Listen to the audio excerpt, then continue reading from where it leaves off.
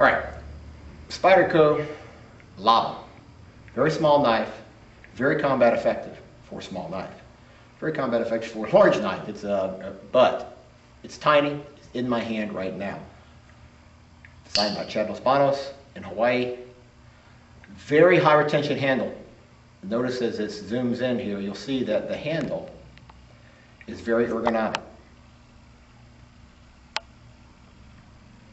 Now, when I put my hand in a normal hammer type grip here, you'll see it's like this, and I have this 2 inches, a little bit less than 2 inches of cutting edge that's projecting from my fist, but this is keeping, this little choil is going to keep me from sliding up and cutting myself. And this notch back here is what's called, is jimped. You know, it has little serrations in it, which keeps it from having me slide up on it.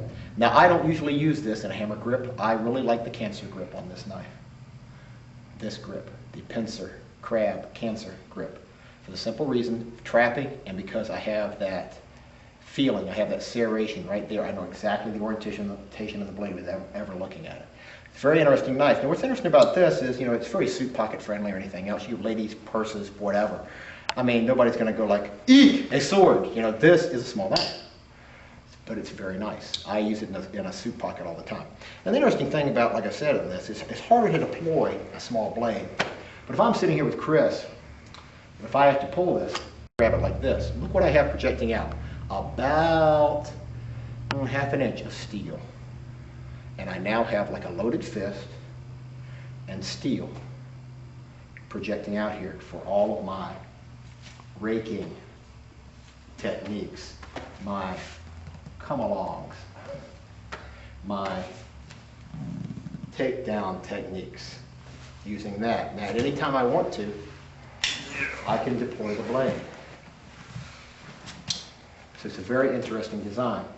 I don't worry too much about opening it fast. That'll come, work with it. But if you have to deploy the blade, if you have the blade and you have to use it like this until you can get to the point where you can use it the way you expect to.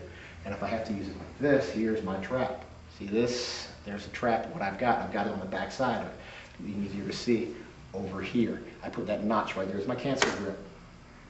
Now, why would I do that? If he pulls away, I turn the edge.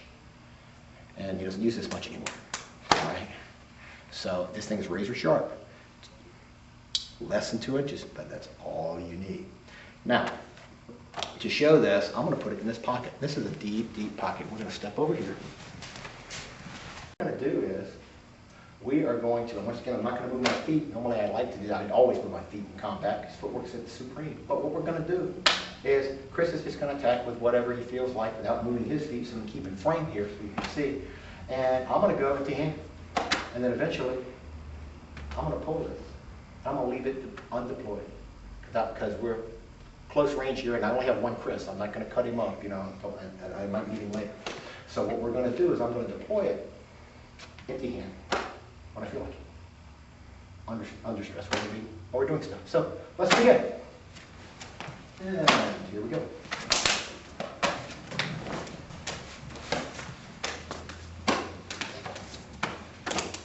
There we go. Grab the hands whenever we feel like it. Boom, there. Boom, there. Boom, there. Boom. Ah, there. Switch feet. Move one. There. Let's again. See what's happening. Bam. That's all that's happening. Inches feet. Bam. We're here. Ooh, there's that. And here. Boom, ting. Here. Here. Here. My little jab, little back fist jab all of a sudden has steel on it. Makes a big difference.